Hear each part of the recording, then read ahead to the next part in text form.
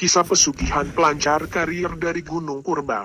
Sebelum menyimak, bila Anda belum subscribe silahkan klik tombol subscribe dan nyalakan loncengnya untuk mengikuti saluran ini supaya tidak ketinggalan dengan video terbaru selanjutnya.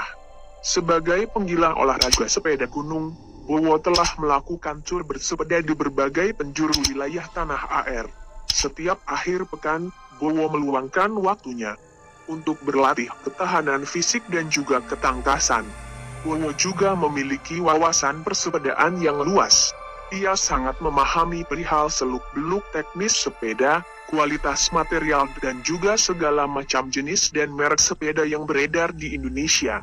Jam terbangnya sebagai go-racer yang tinggi menunjukkan ia sangat mumpuni dalam perihal hobi bersepeda. Tak heran jika Bowo masuk dalam jajaran go-racer mountain bike ternama di Pulau Jawa. Kepakarannya perihal sepeda gunung membuat pria lajang 35 tahun itu dipercaya menjabat sebagai ketua komunitas Bener Cycling Club. Komunitas ini beranggotakan penghobi sepeda gunung dari berbagai latar belakang profesi. Kegiatan mereka yang digelar rutin setiap bulan adalah menjajal trek downhill di lokasi-lokasi baru, menuruni bukit di tengah hutan lebat dengan kecepatan tinggi dengan sepeda MTB sungguh mampu memacu adrenalin mereka. Trek yang terjal dan curam tak hanya menjadi tantangan menarik untuk dicoba, namun juga soal keindahan alam pegunungan yang cantik, menjadikan anggota komunitas ini ketagihan untuk selalu menggelar acara. Januari 2019 Bener Cycling Club melakukan touring untuk menjajal trek baru di Gunung Purba. 15 orang anggotanya tercatat mengikuti kegiatan ini. Seperti biasa, segala persiapan teknis sudah dilakukan matang. Selain sepeda yang sudah diservis, juga berbagai perlengkapan keselamatan dan logistik telah naik di mobil pickup. Sore itu iringan rombongan berangkat menuju lokasi villa di kaki Gunung Purba. Pagi yang cerah selepas sarapan bersama, mereka bersiap menjajal jalur yang menantang di punggung Gunung Purba itu. Sebagai pimpinan rombongan, Bowo bertanggung jawab atas penentuan jalur mana yang akan diambilnya. Setelah mempelajari peta dan kontur medan yang ada, Bowo memutuskan untuk melalui sisi utara punggung gunung itu. Ia berada di garda terdepan, lalu diikuti oleh sejumlah anggota komunitas lainnya. Sayang, jarak Bowo dengan rombongan terlalu jauh. Bowo tak melihat lagi teman-temannya yang ada di belakang. Konsentrasi yang terpecah membuat sepeda MTB Bowo oleng, ia pun terpental ke sebuah lubang. Beruntung, helm di kepala masih utuh melekat kuat. Namun Bowo merasa pusing akibat benturan yang mengejutkan itu. Setengah sadar ia didatangi seorang perempuan cantik. Kulitnya putih mulus, rambut sepanjang bahu lurus, postur tubuh kurus, wajahnya secantik artis K-drama yang sering ditontonnya. Perempuan itu mengaku kepada Bowo bernama Dian Asmara. Ia menjadi hantu.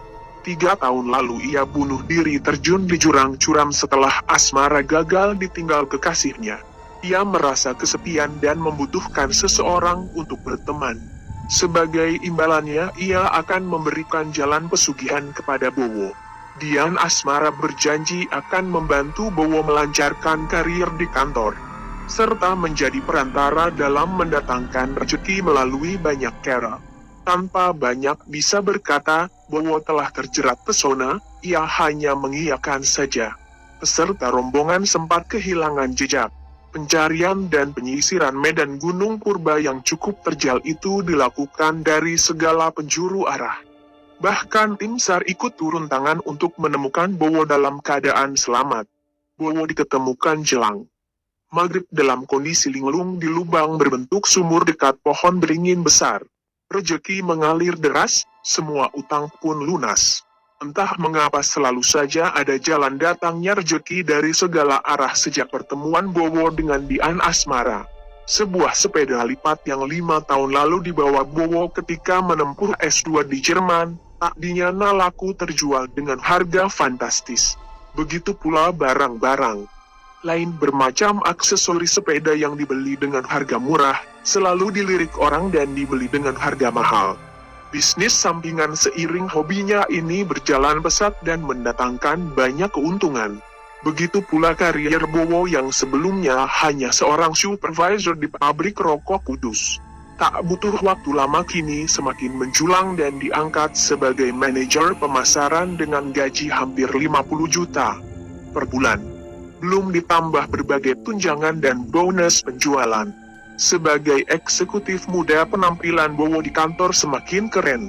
Tampang pasasannya terbalut oleh outfit kelas atas.